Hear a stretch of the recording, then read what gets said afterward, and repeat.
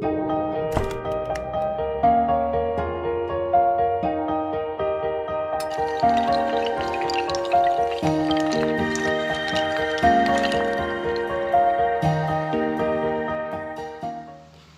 Student, easy way to learning join and achieve में आपका स्वागत है।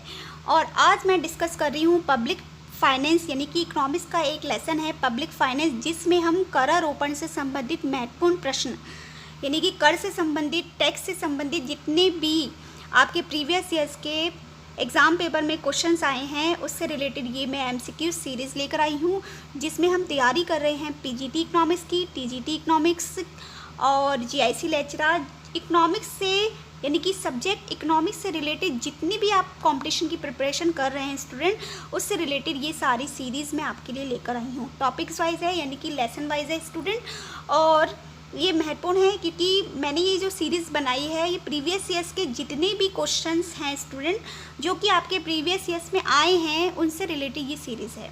तो चलिए बिना देर किए हम क्वेश्चंस को सॉल्व कर लेते हैं, यानी कि डिस्कस कर लेते हैं कि क्वेश्चन में हम कर से संबंधित कौन से क्वेश्चन जो है प्रीवियस ईयर्स के पेपर में पूछे गए हैं हमसे। तो क्वेश्चन नंबर फर्स्ट है, प्रतिगामी करारोपण के अंतर्गत आय में वृद्धि होने के साथ। तो सबसे पहले स्टूडेंट प्रतिगामी करारोपण क्या होता है पहले ये मैं बता दे रही हूँ। तो प्रतिगामी कर को इंग्लिश में कहते हैं रीग्रेसिव टैक्स, और ये कर क्या होता है, जैसे जैसे हमारी इनकम बढ़ती जाती है वैसे वैसे जो कर की दर होती है वो कम होती जाती है। आई होप स्टूडेंट आपको समझ में आ रहा होगा कि रीग्रेसिव टैक्स में क्या होता है, जैसे जैसे हमारी इनकम बढ़ती जाती है वैसे वैसे कर की दर में कमी होती जाती है। सपोज़ जैसे कि आप मान लीजिए कि आप इस वक्त किसी प्राइवेट सेक्टर में काम कर रहे हैं और आपको सैलरी प्रोवाइड हो रही है 10,000 रुपये। तो अभी आपकी सैलरी 10,000 है, तो 10,000 में आपको मान लीजिए कि आपको 40% जो है टैक्स देना पड़ रहा है। सपोज़ आपकी 10 से इंक्रीमेंट हो जाता है और 20,000 सैलरी हो जाती है, तो आपका जो टैक्स पहले जो 40% लग रहा था अब आपका टैक्स कम लगने लगेगा, यानी कि 30% लगने लगेगा। तो ये एक इजी वे था जो कि आय में हमारे जैसे जैसे वृद्धि होती जाती है वैसे वैसे कर की मात्रा यानी कि कर की दर में कमी होती जाती है। तो हम ऑप्शन को देख लेते हैं, इसमें सही ऑप्शन कौन सा है। ऑप्शन ए, कर की दर में कमी होती है, कर की मात्रा में कमी होती है, या कर की दर या कर की मात्रा दोनों में कमी होती है, या कर की दर में वृद्धि होता है। तो जस्ट मैंने अभी आपको बताया है जैसे जैसे हमारी इनकम बढ़ती जाती है वैसे वैसे कर की दर में कमी होती जाती है। तो ऑप्शन ए इसका सही आंसर है स्टूडेंट। अब हम नेक्स्ट क्वेश्चन देख लेते हैं, निम्न में से कौन सा सही कथन है। तो ऑप्शन है प्रत्यक्ष कर न्याय संगत होता है, या अप्रत्यक्ष कर मितव्ययी होता है, या अप्रत्यक्ष कर न्याय संगत होता है, या उपरोक्त सही। तो यहाँ पर हमसे पूछा गया है कि कौन सा कथन जो है वो सही है। तो यहाँ पर डायरेक्ट और इनडायरेक्ट टैक्स के बारे में बताया गया है। डायरेक्ट टैक्स वो होता है जो कि हमारी इनकम पे लगता है, यानी कि डायरेक्ट हम पे करते हैं, वो कोई और वहन नहीं कर सकता है। और इनडायरेक्ट टैक्स वो होता है जो कि गुड सर्विस पे लगता है, और जिस पे लगता है वो उसको नहीं वहन करता है, यानी कि इसका टैक्स नहीं देता है। वो टैक्स जो गुड्स और सर्विस खरीदते हैं वो उन पर यानी कि डाल देता है। तो डायरेक्ट टैक्स सीधे हम पर लगता है, और इनडायरेक्ट टैक्स हम जब हमारे ऊपर लगता है तो हम किसी और पर उसका भार डाल देते हैं, तो ये होता है इनडायरेक्ट टैक्स। तो यहाँ पर सही टैक्स कौन सा है ये पूछा गया है। तो जो पूछा इसमें जो सही ऑप्शन है स्टूडेंट वो ऑप्शन ए है कि प्रत्यक्ष कर न्याय संगत होता है, क्योंकि डायरेक्ट टैक्स में क्या होता है कि जो हम पर लगा है हम ही उसको वहन करेंगे, पर इनडायरेक्ट में क्या होता है कि हम पर तो लगा है लेकिन हम किसी और से उसको वसूलते हैं, जो कि गलत तरीका होता है। इसलिए यहाँ पर सही ऑप्शन है ऑप्शन ए, प्रत्यक्ष कर न्याय संगत होता है। अब हम देख लेते हैं नेक्स्ट क्वेश्चन को। क्वेश्चन नंबर थर्ड, यदि कर की दर से सभी आय वर्गों के लिए समान है, यानी कि कर की दर सभी आय वर्गों के लिए समान है, तो ये कौन सा कर कहलाएगा। ऑप्शन है प्रगतिशील कर, ऑप्शन बी प्रतिगामी कर, ऑप्शन सी आनुपातिक कर, या इनमें से सभी। तो यहाँ पर सबसे पहले तो मैंने अभी आपको प्रतिगामी कर बताया था कि जैसे जैसे हमारी इनकम बढ़ती जाती है वैसे वैसे ही कर की दर जो है वो कम होती जाती है। प्रगतिशील कर वो होता है स्टूडेंट जिसमें क्या होता है, हमारी इनकम, सपोज़ हमारी इनकम अभी 10,000 रुपये है, तो हमें यानी कि इनकम के अकॉर्डिंग हमारे जो कर की वहन करना होता है इनकम के अकॉर्डिंग। अगर अभी हमारे 10,000 सैलरी है तो हमें 10%, और अगर हम 20% सैलरी यानी कि 20,000 हमारी सैलरी हो गई तो 20%। ये जैसे जैसे आय बढ़ती है गवर्नमेंट कर की दर भी बढ़ाती चली जाती है इसमें। यानी कि प्रगतिशील कर कौन सा होता है कि जैसे जैसे हमारी जो आय बढ़ती जाती है, इनकम बढ़ती जाती है, वैसे वैसे गवर्नमेंट क्या करती है, कर की दर में वृद्धि करती जाती है। तो यहाँ पर जो पूछा गया है कर की दर सभी आय वर्गों के लिए समान है, वो कौन सा कर है। अब ऑप्शन सी को भी समझ लेते हैं, अनुपातिक कर। अनुपातिक कर में क्या होता है, कर की दर समान होती है लेकिन इनकम क्या होती है, डिफरेंट होती है। किसी की 10,000 होती है, किसी की 20 होती है, किसी की 50 होती है, तो किसी की 1 लाख होती है। लेकिन उन सब को कितनी भी इनकम हो, उन सबको कर की मात्रा सेम ही भरनी पड़ती है। यानी कि 50,000 वाले को भी 10% यानी कि कर भरना पड़ता है, और जो 5,000 वाला भी है उसको भी 10% कर भरना पड़ता है। तो यहाँ पर जो सही ऑप्शन है वो ऑप्शन सी है इसका, कि यदि कर की दर सभी आय वर्गों के लिए समान है तो कर होगा वो अनुपातिक कर। यानी कि सभी की आय तो अलग अलग है लेकिन कर की जो दर है वो समान है। और ये कर क्या होता है स्टूडेंट, लोक कल्याणकारी राज्य में ये मेथड अच्छा नहीं होता। वो इसलिए क्योंकि जिसकी हाईएस्ट इनकम है उसको तो कोई प्रॉब्लम नहीं है अब कर की दर को भरने में, लेकिन जो गरीब पर्सन होते हैं जिनकी 5,000 सैलरी है और उनको 10%, तो इस पर क्या होता है, गरीबों पर ज़्यादा भार पड़ता है अनुपातिक कर में। तो इसलिए ये जो है लोक कल्याणकारी राज्य के लिए ये कर सही नहीं होता है। तो आई होप आपको ये समझ में आ गया होगा। अब हम देख लेते हैं क्वेश्चन नंबर 4।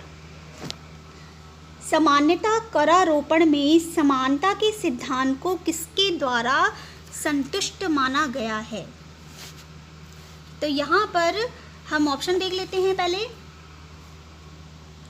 ऑप्शन है आनुपातिक करारोपण, बी ऑप्शन प्रगतिशील करारोपण, सी ऑप्शन प्रतिगामी करारोपण, और डी ऑप्शन एक मुक्त कर। तो यहाँ पर जो सही ऑप्शन है बी इसका सही ऑप्शन है, प्रगतिशील करारोपण को समानता के सिद्धांत पे संतुष्ट माना गया है। वो इसलिए कि जैसे जैसे हमारी इनकम बढ़ती जाती है वैसे वैसे कर की दर में भी वृद्धि होती जाती है।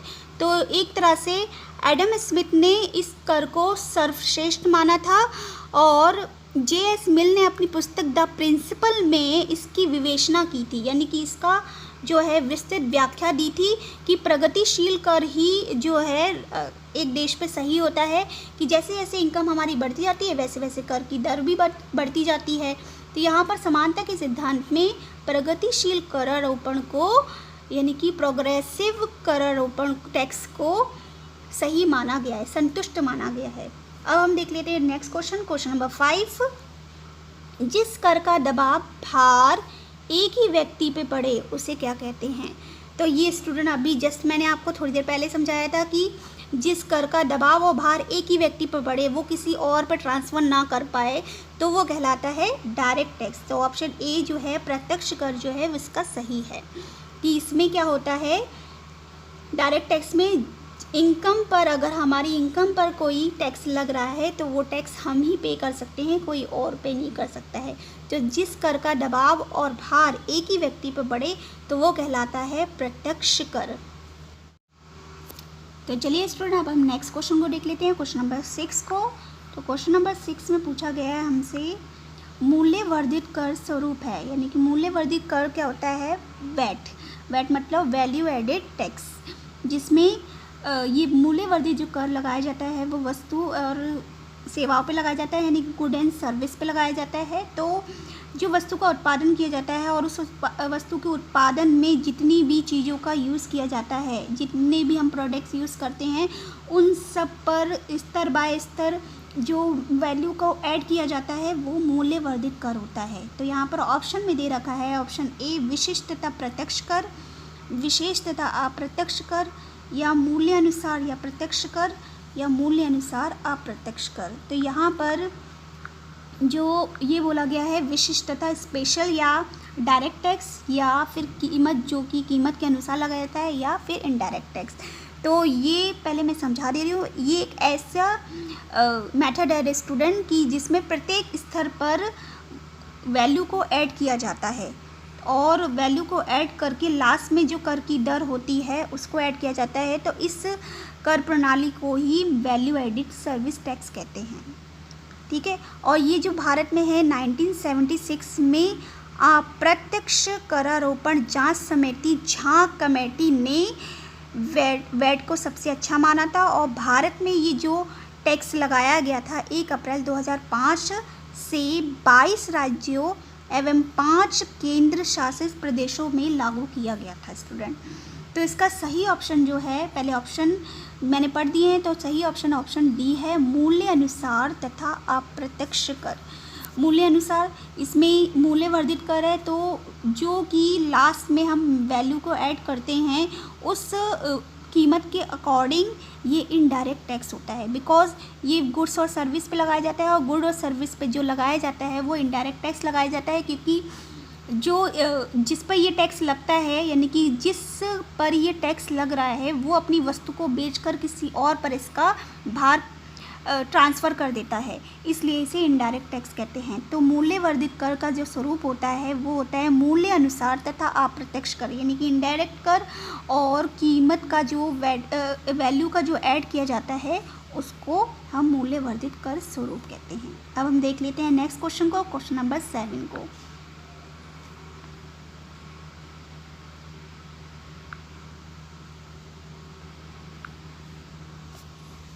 सो स्टूडेंट, क्वेश्चन नंबर 7, इसमें जो है टाइपिंग में थोड़ी मिस्टेक हो गई है। ये जो है ये कर है, कर्म नहीं है। तो कर अपवचन से क्या तात्पर्य है?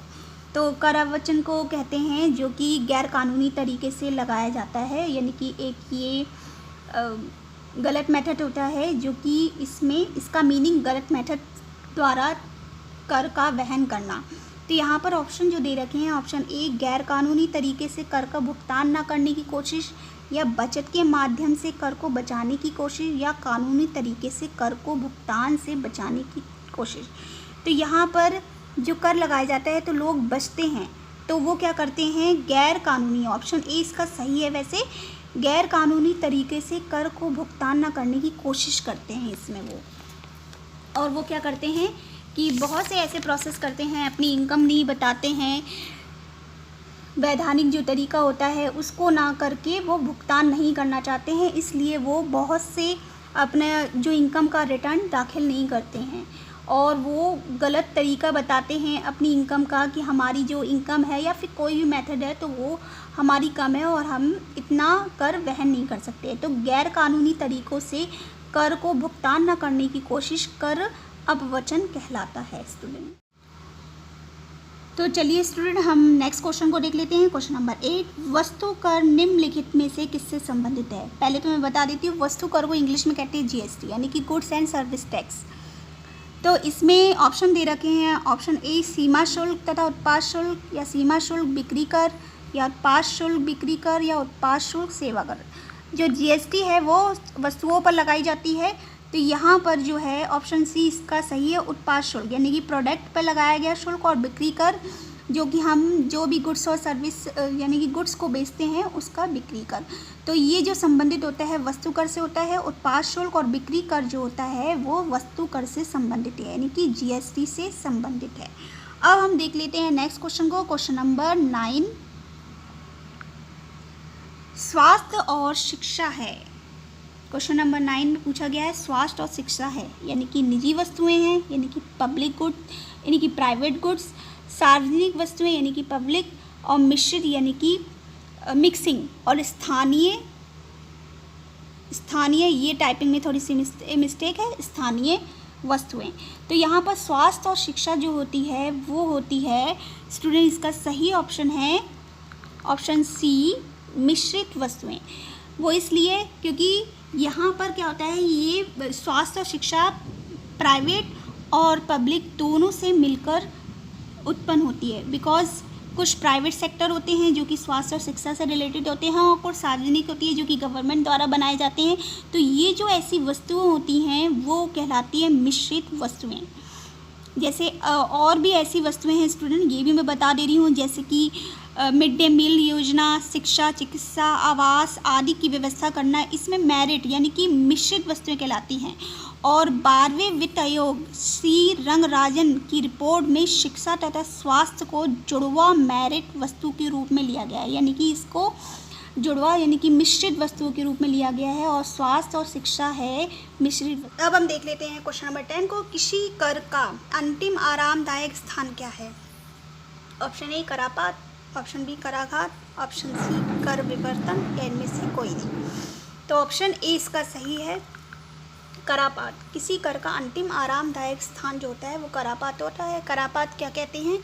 जिसमें जब कर लगाया जाता है तो वो एक ही व्यक्ति पर लगाया जाता है और उसी को ही वो वहन करता है, तो ये अंतिम आरामदायक स्थान होता है करापात। अब हम देख लेते हैं क्वेश्चन नंबर 11 को। कौन सा कर कर के संबंध में सही है? ऑप्शन ए कर एक अनिवार्य भुगतान है, ऑप्शन बी कर तथा फीस दोनों ही अनिवार्य भुगतान है, ऑप्शन सी कर एक ऐच्छिक भुगतान है, या ऑप्शन डी कर तथा फीस दोनों ही ऐच्छिक भुगतान है। तो कर के संबंध में पूछा गया है, जो डेफिनेशन है कर जो है वो एक अनिवार्य भुगतान है। ऑप्शन ए इसका सही है स्टूडेंट, क्योंकि जब डेफिनेशन दी जाती है तो कर को पे करना अनिवार्य है, तो कर एक अनिवार्य भुगतान है। ऑप्शन ए इसका सही है। सो स्टूडेंट, आई होप आपको ये जितने भी क्वेश्चन मैं कर आरोपण से संबंधित लेकर रही हूँ, आपको ये वीडियो अच्छा लगा होगा। और अगर आपको ये वीडियो अच्छा लगा है तो प्लीज़ लाइक ज़रूर करिएगा और शेयर ज़रूर कर दिएगा, क्योंकि और भी स्टूडेंट जो कि इकोनॉमिक्स की प्रिपरेशन कर रहे हैं वो बेनिफिट ले सके हमारे इस वीडियो से और अपनी इकोनॉमिक्स की प्रिपरेशन अच्छे से कर सके। तो चलिए स्टूडेंट, मैं बहुत जल्दी आऊँगी नेक्स्ट वीडियो लेकर इसी और अच्छे से टॉपिक्स पर। तो बहुत जल्दी आती हूँ मैं नेक्स्ट वीडियो लेकर। तब तक के लिए आप अपना ख्याल रखिए, खुश रहिए, सुरक्षित रहिए। Thank you.